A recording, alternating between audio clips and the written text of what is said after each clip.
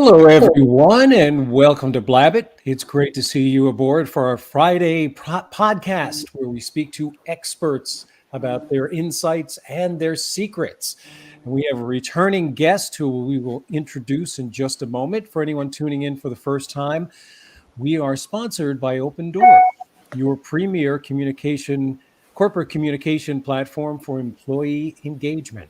My name is Paul Geiger. I am a New York City public speaking consultant and presentation expert, and I help individuals and organizations get really clear about their messaging and then feel really confident about delivering it in many different public speaking scenarios. Hey, Glenn, you know me, I know you, but what about for everyone else? Thank you very much, Paul. Hey, everyone. My name is Glenn Ingram. I've been working for the past couple of decades helping people become better, communicators, to become better influencers so they can help maybe move some product or services. So basically help people become better salespeople, typically by becoming better listeners. Good morning, Ted. How are you? Good. Thanks for inviting me again, guys. It was nice. It's nice to see you. It's nice to see some friendly faces after a while. Yeah. Good You as well. Would you tell everyone a little bit about yourself? Yeah, I'm. So again, my name's Ted Creighton. I'm a business coach up here in beautiful, sunny Mississauga, Ontario, just outside of Toronto. Been doing this for a number of years, so helping small, medium-sized businesses to grow their business with hopefully a lot less stress and doing it with enjoying it more and having a lot more fun. I guess we should say hello, eh? Hey, if I had my Tim Hortons coffee, I'd be going, yep. Yep, there you go. Well, Ted, I'm going to start things off with a buzzword, but it's definitely a word that is near and dear to our hearts, and that is engagement. So, in terms of leaders, business leaders being able to engage employees due to the circumstances that have evolved in the last 3 years, what are some of the biggest challenges when it comes to engagement? Yeah, that's a really interesting comment. I think when we chatted last, we were sort of in the midst of like full-blown lockdown and COVID and everything else, and most people were working remotely. So it was a challenge then as far as engagement because you weren't seeing people face to face. Now it's kind of morphed or evolved into something where it's a little bit of face to face, it's a little bit of virtual, and the hard part is just making sure that you're genuinely reaching out to people and understanding their needs and making sure that they know that they're a valued employee, despite the fact that in some cases I've seen they could be across the country, they could be down the block and still working virtually. So trying to get people to sort of coalesce in a way that they feel part of the broader team, despite the fact that they might not see each other face to face for weeks and weeks or even months at a time. And I think part of the process of that is just recognizing it. Is just recognizing that you need to do that. It's not something that comes by default. It doesn't always come as a natural thing for some people. So you've got to be able to manage it in a way that seems genuine, but also really works for the employees themselves. Let me ask Glenn, I'm going to ask one more that's just dovetailing off of what Ted just said. And that is, I recognize, and I have learned over the years, that there's the big three that most employees are looking for: autonomy, growth, and impact. Is it correct to say that autonomy is already built into the system that we're working with because of hybrid, and therefore business owners and business leaders need to lean in more to communicating growth and potential impact to their employees?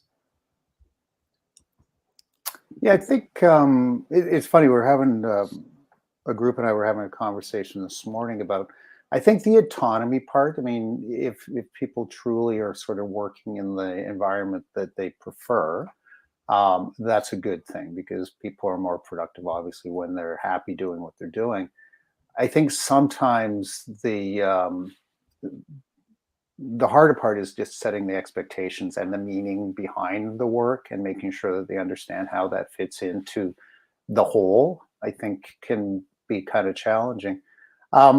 I think the one thing too, and I was having a discussion recently with a client, because some people, the autonomy is a great thing, but if you don't have the tools to be able to enable the communication and enable sort of the discussions and the sharing and everything else, that becomes problematic. And I've heard of companies that really, even as part of the pandemic, didn't really invest in the platforms so that people could, communicate freely, share information, and that sort of thing. It was kind of a haphazard thing, and consequently, the culture kind of, you know, kind of, I want to say, took a step backwards, but it didn't evolve the way that it could have or should have as a result of the time that they spent over the bulk of the pandemic. Mhm. Well, I can imagine that things have been personified with this kind of a hybrid type of work environment. So, how do you help people when they're trying to grow or scale, remove the proverbial mental motor skill of I have to do everything, to get them to loosen up, delegate, and find ways to be able to grow and scale by having other people doing things instead of them thinking they have to do everything themselves, especially when we're not seeing each other on a day to day basis? Yeah, that's a really good point. Actually, one of the things in my practice that I find a lot is, especially with, I work with a lot of small and medium sized businesses, and I find especially owner founders, or the more senior people in an organization tend to have this not invented here type of mentality where they want to hoard all the information, and they believe that people can't do it as well as they can. And that always ends up being a real bottleneck to taking your business beyond the level that they're at. In a lot of ways, it also forces them to work 70, 80 hours a week because they feel that they're indispensable. And part of the thing is, to your point, Glenn, is getting people to understand that if people can do it 80, 85% as well, delegate it. If it's not part of their core skills as, again, the business leader, then they really should be, delegating it to the people that probably, in a lot of ways, honestly, can probably do it better than they can. Um, so it's a little bit of a delusion that way. But the other thing is, and I found, is that if you're too involved in the day-to-day stuff, you're not really thinking about the strategic things. And if you're not thinking about the strategic stuff, the stuff down the road and in the future, then you're really not doing yourselves any favors. And so much so, and one of the lessons I think out of certainly the last few years has been the fact that very few people were thinking in the future as to how viable is my business if there's a huge interruption. Nobody would have expected a worldwide pandemic to come, but you have to start thinking, how are things going to change, and how am I going to react to it now versus a year from now, or now versus when the proverbial poop hits the fan. And that's, I think, the big lesson for a lot of people is that they've got to take that sort of visionary leadership part and incorporate it in the fabric of their business. Now, if I may dovetail, Paul, you said the percentage of doing it as well as. How do you get some people to understand that as well as and the same are two different things? Because someone may do it differently, but if you have the same result, just because it's not the way I did it, doesn't mean it's not okay the way Paul does it. Yeah. Yeah, I know what you mean. Little story. I'm an engineer by trade, and I remember, and again, this is in the way back machine. This is about almost 40 years ago, when I had a professor who guaranteed me that personal computers were a fad, and that you could do a lot of calculus better by hand. And so he finally came to the realization just before I graduated, okay, computers are probably something that can do it certainly far better than I can, but it took a lot of understanding and a lot of show me. So I think you're right. I think part of the issue you get into is usually just, you've got to convince somebody to let somebody try. And then the other part of it, to be quite frank, is, and let them make mistakes, because at the end of the day, delegation is not something you offload something and then let it go and it'll be done perfectly. Sometimes it's, you've got to you've got to monitor what people are doing. You got to help them understand their mistakes, or set set the expectations much more clearly. But over time, yeah, they'll just have to understand, yeah, they're doing it better than I probably did, and they probably have a better skill set. But it's just there has to be that leap of faith that, you know what, like, these people know what they're doing, just let them do it. You know, Ted, that you bringing up a story from several decades ago about college I know, I'm reminds me of feeling something old. I have not thought about in about as long, and that is doing a project that was being supervised, overseen by a science professor, but needing to use a computer, one of the way back computers. Yep. It was probably about the size of, at the time, it was probably the size of a small washing machine. Hmm. And I remember getting extremely high marks in review of that project because I had taken the time and all the tedious nature of inputting the information into the computer. Now Yes. we just copy and paste. So it's amazing what you had to do to make that little washing machine work. Honestly, Paul, you know, just as you said that, you just gave me a flashback, not a good flashback, I will add too.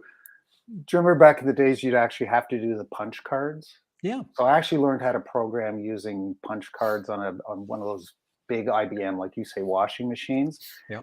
And after doing that, you know, again, this was my first year of college. I swear I hated computers because of that. And it took until the actual, you know, desktop computer came out a couple years later that I thought, okay, maybe I was wrong. Maybe these things aren't so bad. Right. Right. We'll give it another shot. Yeah. Exactly. Well, you know, you talked a few moments ago about disruption within a business, and we all collectively had disruption on many different levels, and some Yeah. people sustaining much more career altering effects of that. And it's widely recognized that disruption brings about an enormous amount of challenges. But doesn't it also bring opportunities? And if Oh, you know those sorts of opportunities, what are some of the things that you're seeing with business leaders and, like you said, looking ahead and thinking strategically? What are some of the opportunities that have now presented themselves in a general sense or in a specific sense due to this disruption?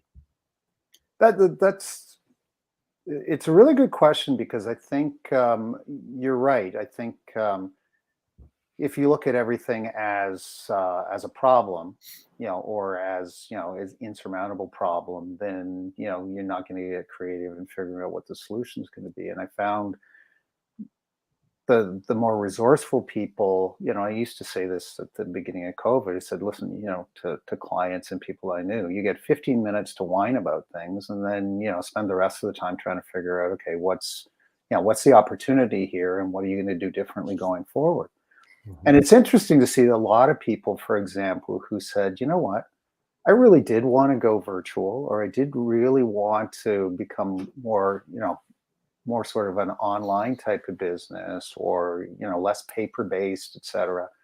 But that was something that was like way down the road. And, you know, in a case like this, it forced people to do, you know, the things that they had considered doing, but just said, I don't know if I'm ever going to do it. And so I've got a couple of clients that went 100% virtual during COVID, and they've just realized that that's a model they stuck with, and that's a model they like. They're going to have to tweak a little bit because, again, there's always a preference, or in some cases, a necessity to get people together to collaborate and do some stuff face to face periodically. Mhm. But I think, you know, in terms of their business model, really didn't suffer. I mean, or their business results didn't really suffer at all. In fact, you know, over the last few years, they've grown their business. But the other part of it is, I think they've realized that there's an advantage to it because, you know, in some cases they've been able to cut their overhead by doing so.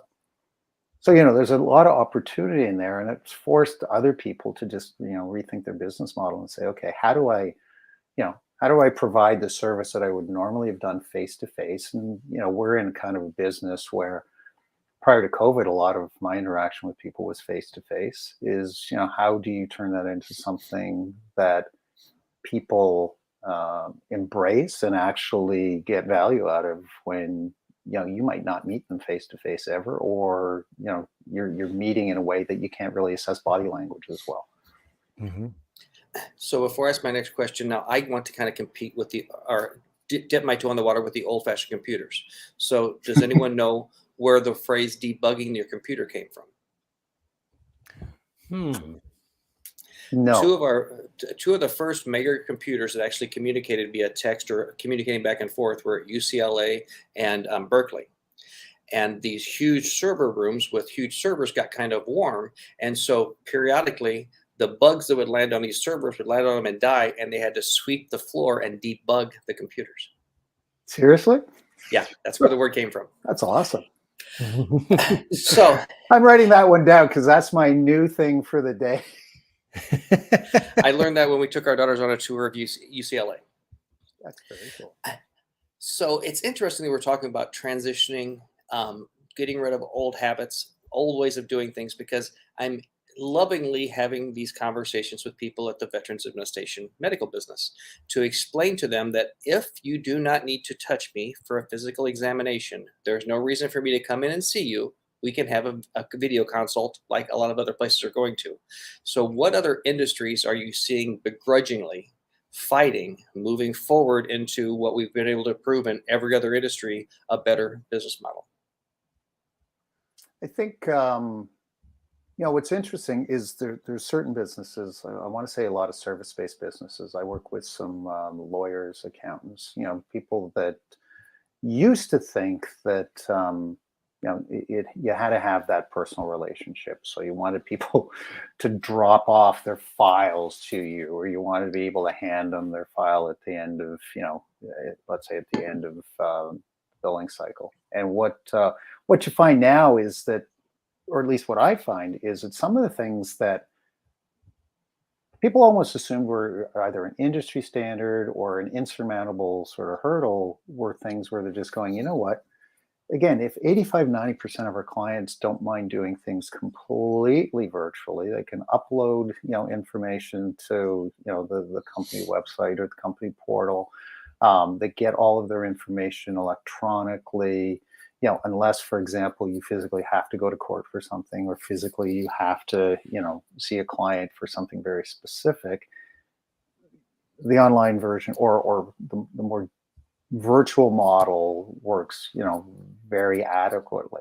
I think the hard part is always is if you're taking the high touch part out of it, you don't want to take the personal interaction part out of it, or the customer service portion. And that's where the balance becomes because, again, you don't want to appear to be, hey, just plug in your numbers. You're not going to talk to somebody live, and, you're going to get the results, but, you won't get the same warm feeling that, you would otherwise get through the process. So that's something I think people have to work on, is just, making sure that those key points of interaction are still something where the client's going, I really enjoy working with those people. Yeah, I think for my personal day job, I've kind of gone to where, we used to go out and have lunch with your clients and stuff like that. And now that I'm working with people all over the country, and even if I'm working with them when I'm in the West Coast where traffic is terrible, instead of saying, let's do this, let's maybe set up a half an hour call once a month just to touch base, just to keep the warm, fuzzy feeling. So you still have the visual interaction, just not the physical interaction. Yeah. Do you guys find too, one of the things, and again, in my business, and I'm as guilty as anybody else, when COVID hit, again, most of my business was local because my perception was always, I feel I do better face to face. 95%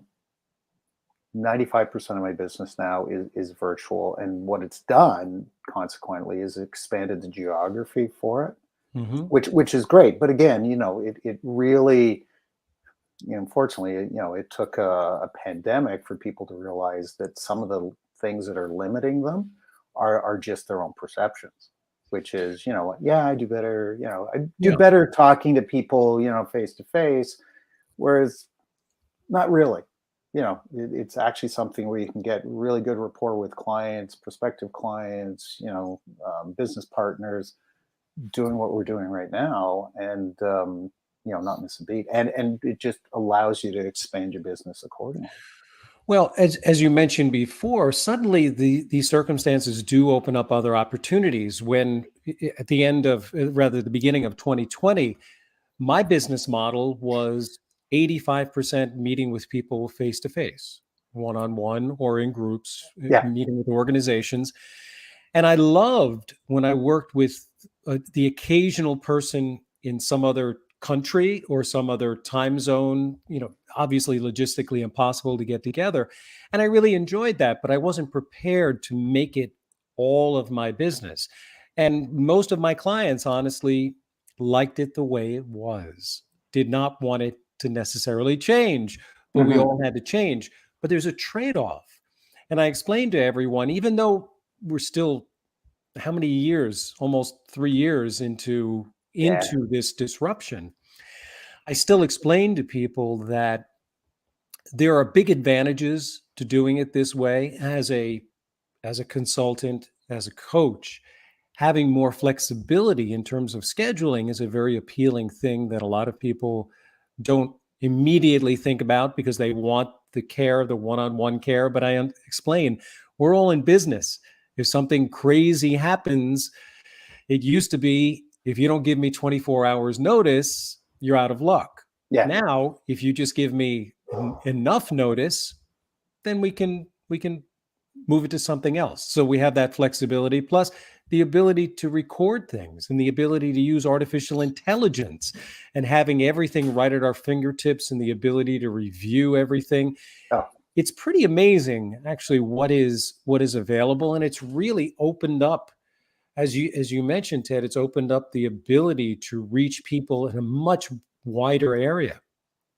Just as you're saying that, it made me realize I've said to a few people, if this whole situation had happened, let's say even in the early 2000s, it would be a different story, because you wouldn't have the technology available. You wouldn't necessarily have the ability to file share. Everything would have to be done over the phone or, some limited way of getting in front of people otherwise. And so you realize that, not that there was, not that you ever want good timing for a pandemic or anything like that, but it was sort of a confluence of, the technology was there to support people, managing a transition to, to doing things in a completely different way and be successful at doing it.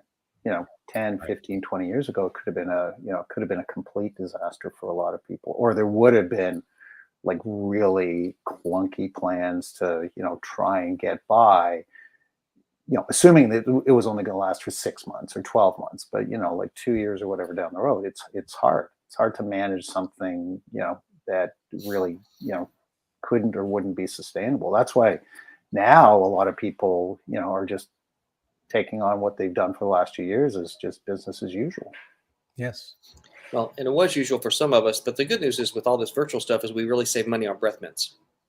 Because I can drink my coffee and it doesn't bother you. Oh, so I was going to say breath mints and socks and shoes too, because that's true. A lot of days it was slippers all day long. So I call that the Zoom mullet: business up top, party down below. Excellent. So, in terms of explain to us what you're seeing in terms of the job market, because it seems to me that that business owners and business leaders are having a hard time getting people, keeping people, finding people willing to do the work. What's going on? Yeah. Again, from my very narrow view of what I see. So my assumption always is that the situation in the U.S. is the same as it is here in Canada. That there's a lot of job openings. I heard in Canada, there's 39 million people, so technically we're about a tenth the size of the U.S. And there's somewhere in the neighborhood of about 1 million job openings still. So scale it up, got to think somewhere around 10 million in the US. And the challenging part, and you're right, is trying to find people to fill gaps is really, really difficult. And part of it is just there's not enough people with the skill set to fill it in, because interestingly enough, the economy is doing quite well now. So there's a lot of people that have hired or are hiring. But then the other part of it is, and this is going back to the discussion we just had about, how people have transitioned their businesses, is a lot of people are getting very choosy about where they go, because there are places that are 100% virtual, some are hybrid, some are you must come in and show your face every day. And so people are realizing that they've got the ability to choose. And so they realize, if it's not really what they think the fit is going to be, they're just going to say, no, I'll go elsewhere. So, there's a, for people that have an open mind, or employers that have an open mind to, like, how are we going to run our business in a way so that we can optimize our opportunities? That's better than people who are really rigid and saying, listen, if you're not going to show up 9 to 5, Monday to Friday, we don't want you. Those people are going to be challenged. And I was talking to somebody the other day who is looking to move jobs, and it was exclusively for the reason her employer has said, okay, we're back to normal now. You got to be in the office every day. And she's going, I've got small kids at home. I'm used to the flexibility that the last 2 years has offered me. Don't want to do it anymore. So they're realizing that ability to move and find something in this environment or in this economy is worthwhile. Well, let me ask you another, I'm going to say, point of view or perception of what's happened in the last 2 years because of this. Because I've had this conversation a couple of times in the last few weeks with different people. And that's the decreased level of service that a lot of larger companies have offered over the last 2 years using COVID as an excuse. So where sometimes it's hard to get someone on the phone, they want to do chat. If you can get stuff like this, I mean, it seems like a lot of larger companies, the level of service has decreased abysmally over the last 2 years. And I don't know if it's because they can't get people to do it or what the reason is. What have you seen of that from a lot of companies when you're trying to have interactions with them and there's just no one there to talk to? I'm only laughing because I don't know if you guys find the same thing, but I think every customer service phone line or customer service on their website has the disclaimer that's been there for years. Call volume is higher than normal. It might take a long time before. And I realize that, sure, certain companies probably do have high volume sometimes because of issues, like specific issues that have cropped up. But it can't always be that way. So it makes me think, to your point, Glenn, that they're having a hard time getting those kinds of positions. Because I think the other part of it too, and again, I'm not sure if it's the same in the US, but trying to get people into what I would call entry-level positions or lower-level positions within organizations is hard, especially in jobs like that where you take a lot of crap from people. So I think people are doing the calculus in their head going, for $15 an hour, do I want to get dumped on for 8 hours a day? We were talking locally. So here in Toronto, one of the issues obviously is that the airport has been a little challenged as far as being able to manage all of the flights over the last 6 months or so. And one of the challenges is being able to get baggage staff and frontline staff in there to actually do the jobs because of the fact that because flights are canceled and bags are lost and everything else, people are angry, and then they take it out on the staff there, who again are not paid a ton of money, and so people either go off sick, which is one issue, or they just quit and say there's got to be something better. So I find that that's a bit of a challenge for a lot of people, is finding good employees that are going to stick around, especially in high stress situations. That's when you think about it, if we were in the same sort of boat, you'd say, would that really be worth it?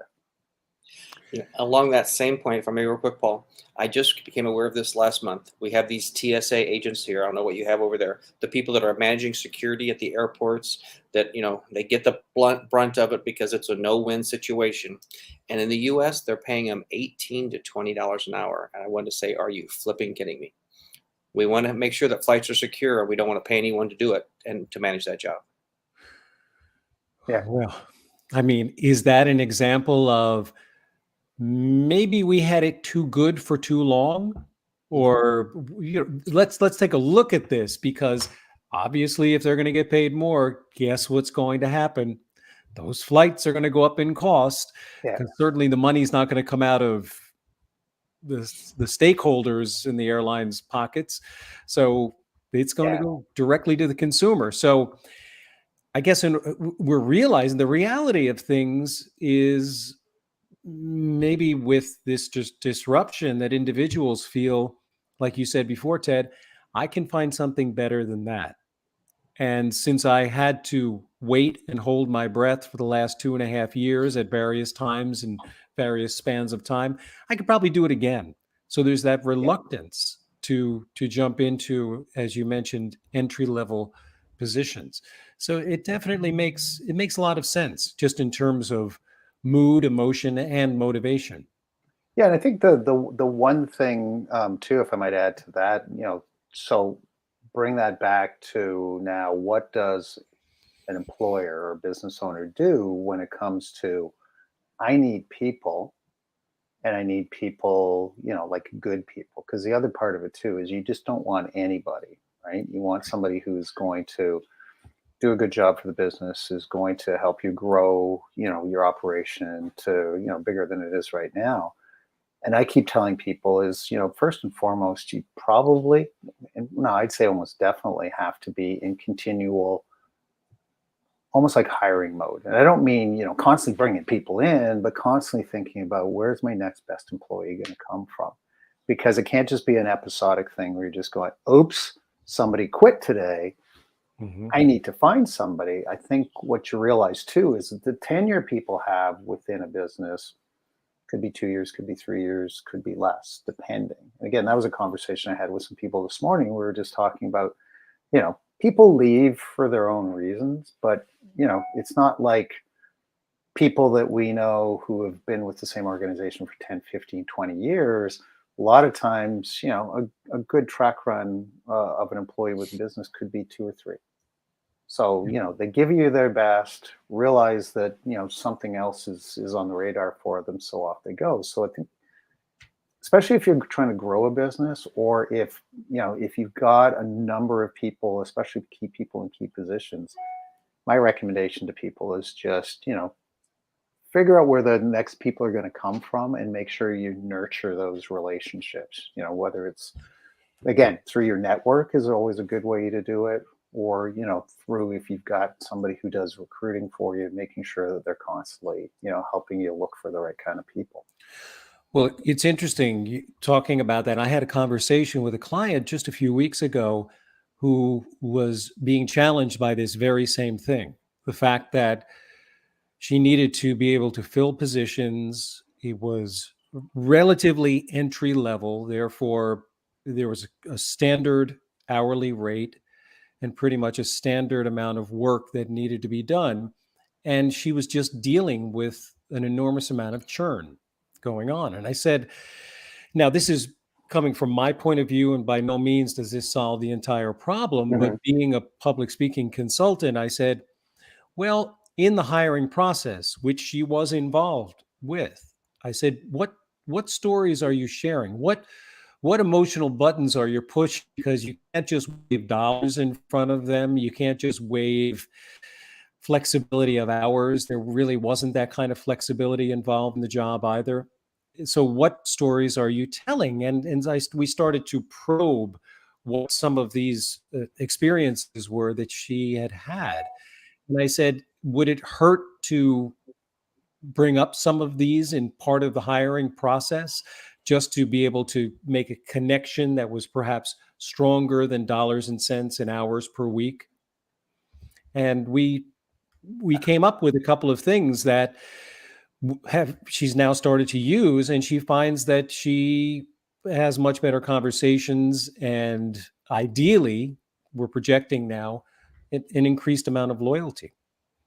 Yeah. I For think that what reason. I think you hit the nail on the head there. I think what you're looking for in the process is just identifying that fit, and it's not just the it's the cultural fit of the organization to the person and the person to the organization, but also you want to understand what their goals and aspirations are, so that if they see themselves sort of on a line towards something that aligns with that, Right. that's great. Because you're right, a lot of times you can pick up people who it's a bit of a transactional thing where they it's a money thing, or this is good until I get my CPA, let's say, and then I'm probably gone. So, when people start talking about it as being a means to an end, you're going, yeah, but, if they see it as more something where it's a means to getting them, to aspirationally where they want to be, and they see themselves doing that through the organization, then that's a good fit. Right. Or better fit. Yep. Tapping into their sense of purpose, their sense of the journey that they're on, somehow this job being a part of that. And I believe that it certainly doesn't hurt. And you will definitely attract certain people, and that approach may not necessarily attract everyone. But again, talking about culture, Yeah. I think that everyone is much more aware of the experience of being in the right culture, or conversely, the experience of being involved in the wrong culture.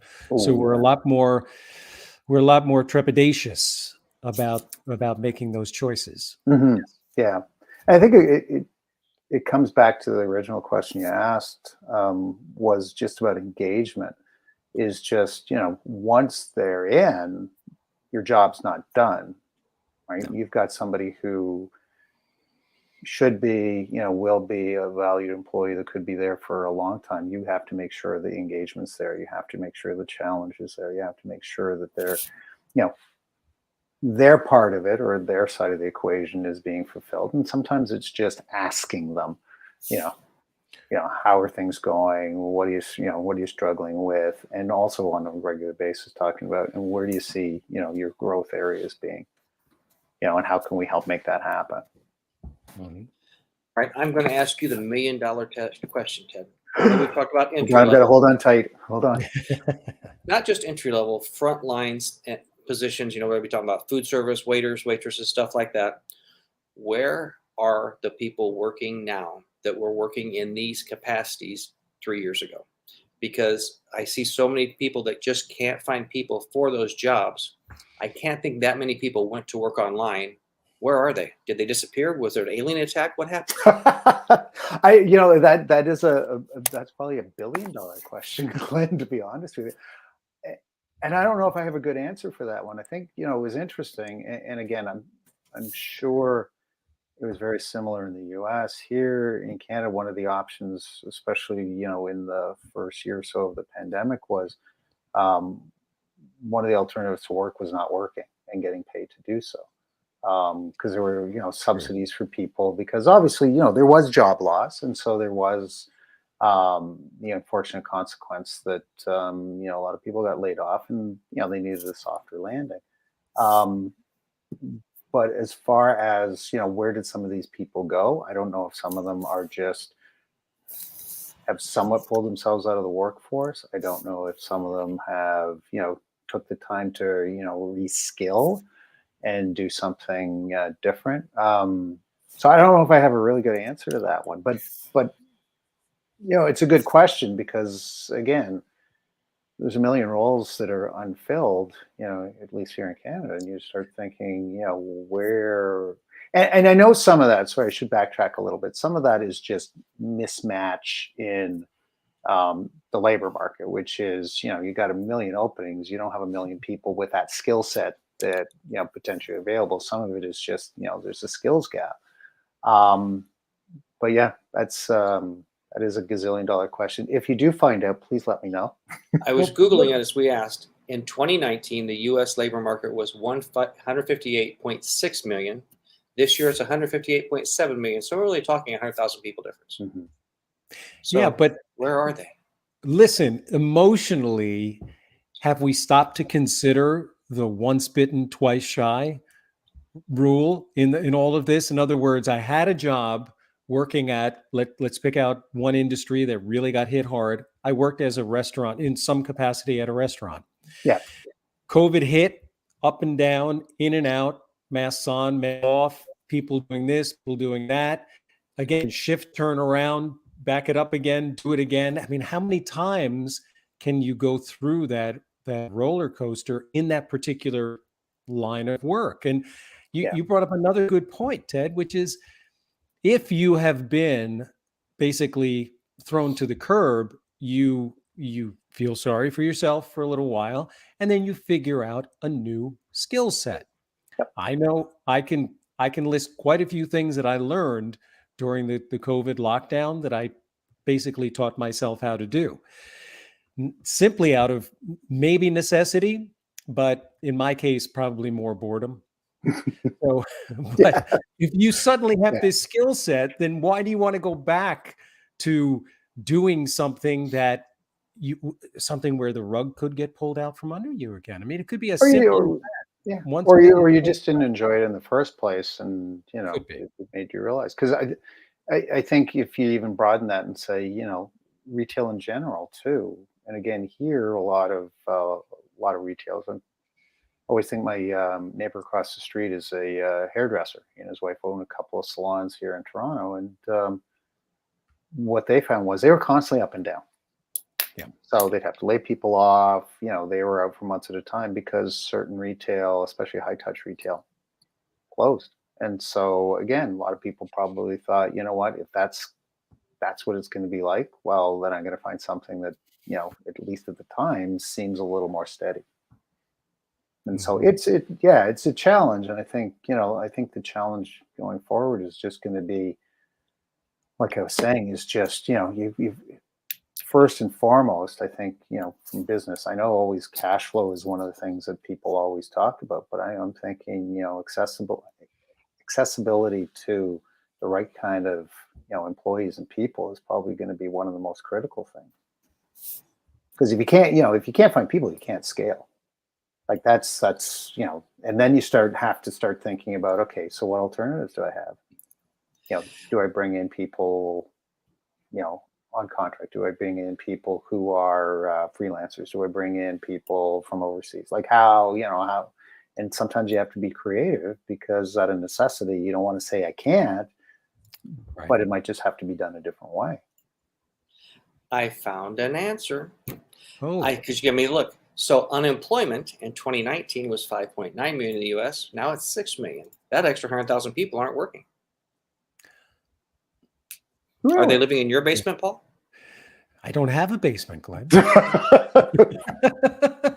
Nor do I have And an that's attic. not it. So, yeah, exactly. So let's just go back for a second to a little topic that we touched on when Glenn brought up the idea of TSA agents and Yeah. the cost per hour and motivation and all of that. And I had mentioned that prices going up. Well, we've got a lot of things to consider when you're thinking strategically, and that is supply chain issues and the effect that it has on so many different businesses. Yeah.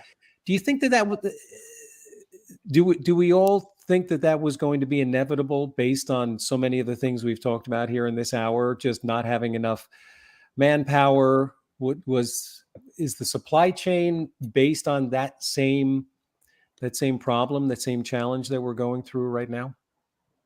Well, yeah, I mean, I think there's a whole bunch of issues, and I don't, profess to understand all of it, but I think supply chain does, in my mind, have some issues around continuity of business. I know, some clients, for example, availability of parts, for example, if you're bringing parts in from the Far East, Mhm. it can take months instead of weeks. Um, certain things, especially because, again, through COVID and, over the last 2 years or so, just transportation costs, especially, like you're bringing in things in, let's say by the container load, shipping costs have, gone up astronomically. So I think, supply chain has an issue in that, it impacts your ability to supply the demand that's out there. So that's a big problem.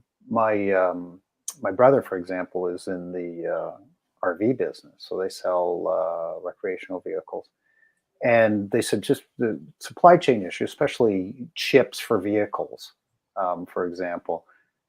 He said, I mean, COVID had an impact, but he said the other part of it is because of supply chain impact of it. They couldn't fulfill the orders that they had, so they were they basically underperformed their forecasts, and they were having to make promises for next year and the following year because they're just going, there's nothing we can do, because again, there's nothing you can do around, if it's coming by boat from China, it's coming by boat from China, and or if it's based on chip capacity at let's say somewhere in China in the Far East, nothing you can really do about some of that. No, these are things you can't just throw money at it. Not that you would want to, but you can't. So it's just a logistical problem. Well, and hence the idea that a lot of industries are starting to repatriate stuff into North America because they're realizing, that's caused them a lot of grief, and I don't think they want to, have to go through that. But I mean, that's not something you correct overnight. That's months and years. Well, and there are other issues that go into this. A couple of them. When you look at Los Angeles Long Beach Port, the mayor passed a law in Long Beach that containers can only be stacked too high because otherwise it would block the view of the ocean. So that's why there was such a backlog at the port last year. Swear to God. That's a good reason. They reduced that for like 4 weeks. And so instead of these boats being parked in where you could see them from the beach, they made them park a mile off. So they thought the problem went away.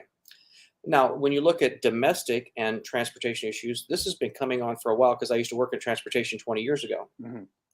Driving a truck isn't a very sexy job. It's a laborious job. It's a lonely job and things like that. Yeah. So the pool of people to do that has been aging out over the last 40 years. Yeah. So until we come with a different system, we're going to continue to have issues with service providers. Yeah. And I think, we were saying before, the other part of it is, what's the equation that makes it, it's never going to be a sexy job, but what makes it an acceptable job at what price? Because people will do it if they can make a living at it, and that it makes sense for them and everything else. So I think you're right on that. A very intelligent man that I knew years ago is this guy in the business said, at some point we're going to have a spoke and wheel model.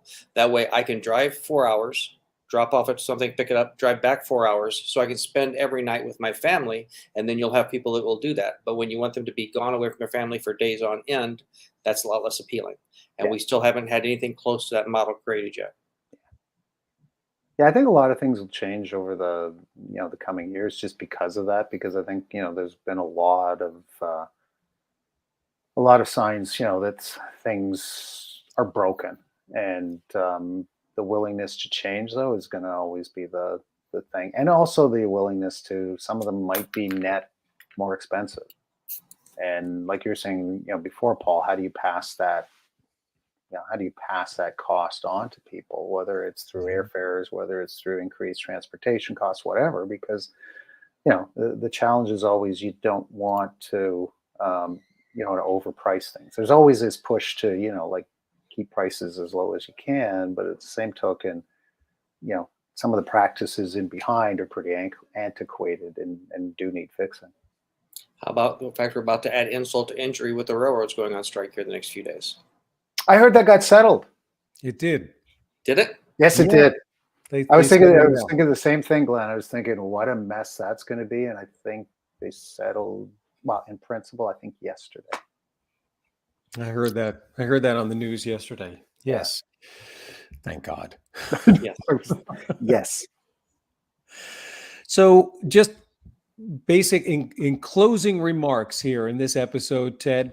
Yeah. What would you say are just some of the important business leader mindset takeaways for our audience, just in terms of things they should be thinking about? Oh, and by the way, I did like in your email where you said it's not the fall season because that's depressing. It's the planning season. So let's think in terms of planning. What are the good business leaders thinking about? What are they planning for right now? What is their mindset? Yeah, I think it's a good question, because I think one of the things that I keep telling people, and I think you brought it up or we talked about a little bit earlier, is just, scanning the environment out there for opportunity. I mean, with every thing that happens, whether it's, transportation issues, war in Ukraine, there's always going to be challenges, but how do those challenges, like, how can you either work around them? How can you work through them? And in some cases, how do you leverage your business to deal with it? I think that's one thing. Another thing, and I think talking about the mindset piece, is that you know looking at things. Not everything is going to be positive, but certainly trying to understand that whatever you're planning for balance of the year next year is very achievable for people. I think I always tell people, with the right people around you and the right resources, you can do whatever you want to do. As long as you have a good plan for it, and as long as you're focused on executing on the plan. I find a lot of times people plan, have plans coming out of their ears, but the execution part kind of falls by the wayside. So I think those are sort of the big things. I think the other part right now is just, and I know, the only unchangeable thing is change. Like, the only thing that really, is out there.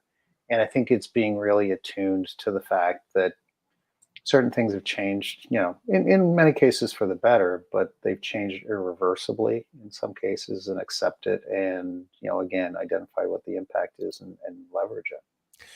And one comment I want to make that you just made me think of, Ted, and that is, a business leader, a business owner, business leader in a business is responsible for putting together that vision, but they never construct that vision alone. So going back to what Glenn said right in the opening moments, better listening. Yes.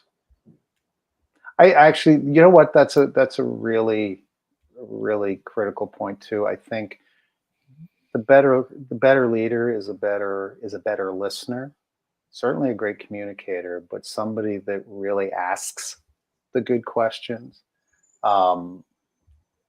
both in a positive and also in a constructive way, but also doesn't necessarily have to be the smartest person in the room too. So they're great at asking questions. They're great at listening. They don't fill the air with what they believe.